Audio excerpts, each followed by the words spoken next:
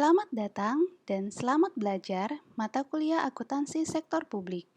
Saya, Lucky Patricia, selaku dosen pengampu, akan mendampingi Anda dalam proses belajar sepanjang satu semester ini. Dalam video ini, saya akan menjelaskan beberapa hal terkait dengan proses belajar yang akan kita jalani. Mari kita lihat strategi belajar dan kunci suksesnya.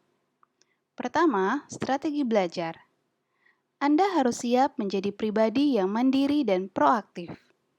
Mandiri artinya Anda sebagai pribadi pembelajar adalah sosok yang dewasa, mampu mengelola diri sendiri. Proaktif artinya Anda akan selalu punya inisiatif untuk aktif. Bahkan saat tidak ada instruksi, Anda mampu bergerak sendiri untuk dapat memperlengkapi diri dan meningkatkan kualitas diri. Belajar adalah suatu perjalanan yang juga harus dirasakan sendiri pengalamannya, atau istilahnya experiential learning. Experiential artinya Anda harus mengalami sendiri, melibatkan diri, masuk dalam proses belajar itu sendiri. Semua sikap tersebut diperlukan sebagai modal kekuatan untuk dapat melalui perjalanan belajar untuk menemukan sesuatu yang disebut sebagai pengetahuan. Inilah yang disebut sebagai belajar adalah suatu perjalanan untuk menemukan sesuatu atau discovery learning.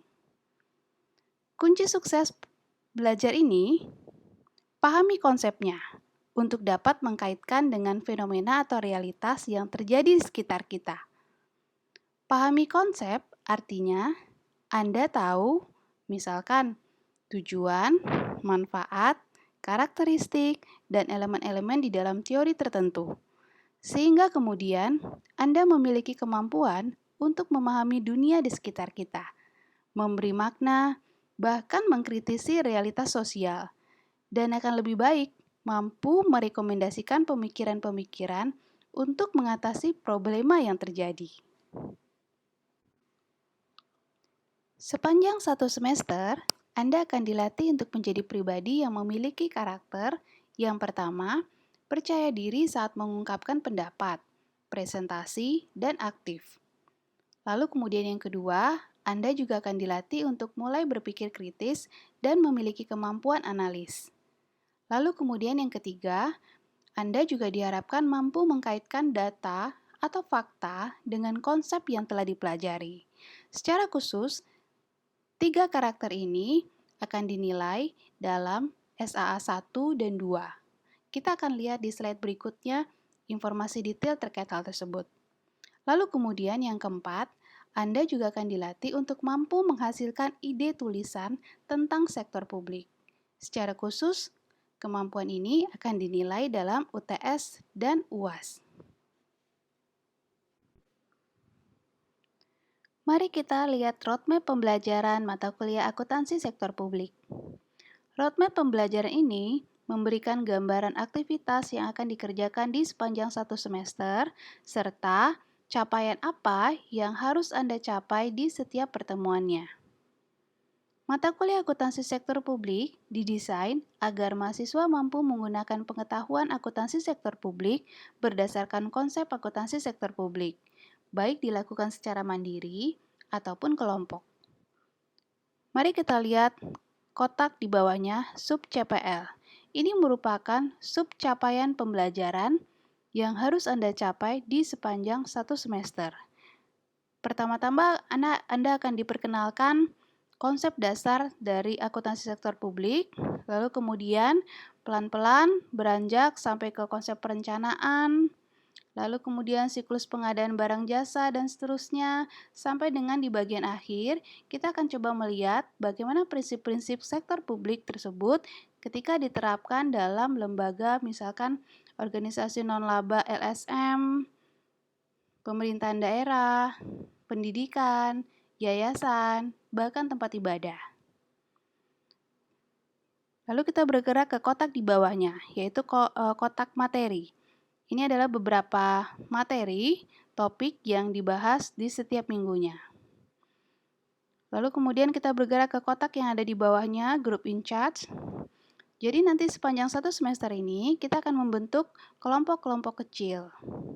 Kelompok-kelompok kecil ini dianggap sebagai agent yang akan sangat menguasai materi di minggu tersebut, sehingga akan membantu untuk menularkan pengetahuannya itu ke teman-teman di kelompok lainnya. Jadi, seperti yang Anda bisa lihat di roadmap pembelajaran ini, ada 13 kelompok dari seluruh peserta kelas. Nah, masing-masing kelompok itu nanti akan diberikan waktu untuk mempresentasikan, menyajikan pemahaman mereka atas konsep materi yang ada di minggu tersebut kepada seluruh peserta kelas. Ini diperlukan sebagai bukti bahwa Anda ketika memasuki kelas, Anda sudah berusaha untuk belajar terlebih dahulu. Penyajiannya silakan digunakan produk digital kreatif agar tampilannya juga lebih menarik. SAA 1, SAA 2 merupakan penilaian presentasi pemahaman atas materi ASP. Keaktifan Anda juga termasuk di dalamnya. Rubrik penilaian sudah saya siapkan untuk hal tersebut. UTS dan UAS, seperti yang sudah ditampilkan pada slide sebelumnya, kita akan fokus pada bagaimana menghasilkan ide-ide kreatif yang digagas, gagasan itu dituangkan dalam bentuk tulisan dan disajikan kepada seluruh peserta kelas. Sampai dengan UTS, drafting tulisan tersebut, gagasan tersebut dihasilkan. Lalu kemudian setelah UTS sampai UAS, Anda memperoleh kesempatan untuk boleh menyiapkannya untuk publikasi.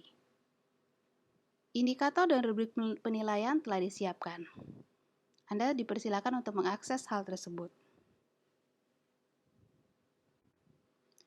Sebagai penutup, izinkan saya untuk boleh mengutip apa yang diungkapkan oleh Ibu Sri Mulyani, Menteri Keuangan negeri kita. Indonesia dapat menjadi negara maju yang dibanggakan rakyatnya dan disegani bangsa lain, karena Indonesia memiliki generasi muda yang selalu ingin belajar dan ingin maju, yang haus akan prestasi dan memiliki daya juang yang tidak pernah luntur. Indonesia memiliki 65 juta generasi muda yang tidak pernah berputus asa mencintai negerinya. Generasi muda tersebut adalah Anda yang mendengarkan video ini. Belajar akuntansi sektor publik akan membawa Anda mengenali bagaimana kisah sektor publik di negeri kita ini. Dan sebagai generasi muda yang akan meneruskan perjuangan bangsa ini, mari kita ketahui lebih banyak agar dapat memberi kontribusi lebih banyak juga bagi negeri ini. Jadi, semangat memasuki perkuliahan!